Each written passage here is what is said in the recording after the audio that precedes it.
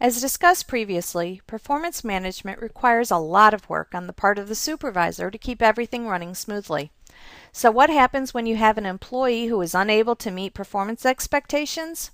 Well, that is where performance improvement period and performance improvement plan come into play. The performance improvement period and plan, also known as a PIP, is the process supervisors go through when they actually have an employee that is performing at an unacceptable level. Be advised, though, you shouldn't wait until the end of the rating cycle to document unacceptable performance.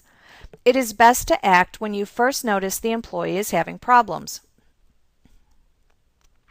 This is the time to begin some pre-PIP activities such as counseling, documentation and correspondence, and any other tracking tools. Remember, document, document, document.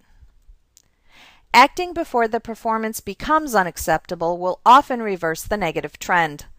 Depending on the situation, you might need to provide some additional guidance and personal coaching. Mentoring from another senior person in the organization can also be beneficial.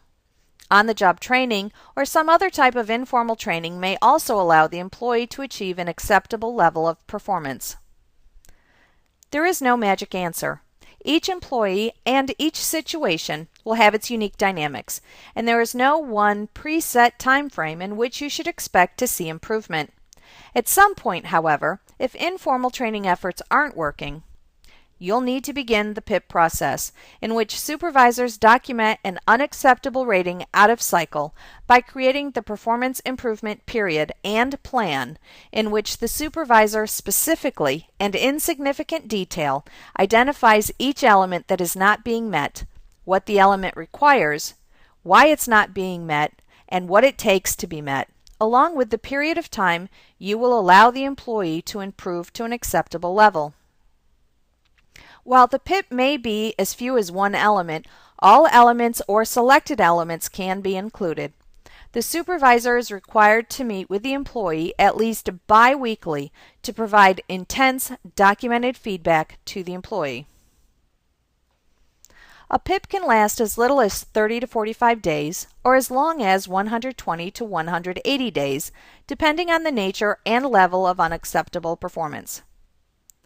At the end of the performance improvement period, another rating is accomplished, and the supervisor has two different paths from which to choose. In the first path, the employee's performance has improved to an acceptable level and life is good. The second path comes into play if the employee has not improved to an acceptable level.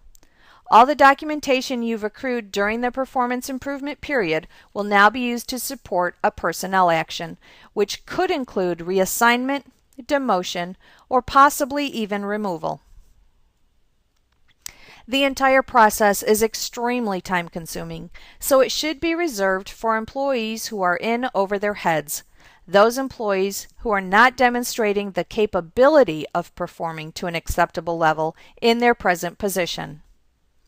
PIPs are not intended for employees who can do the job but refuse to do so for whatever reason. This is a different issue altogether, and a supervisor's reaction will need to be based on the situation.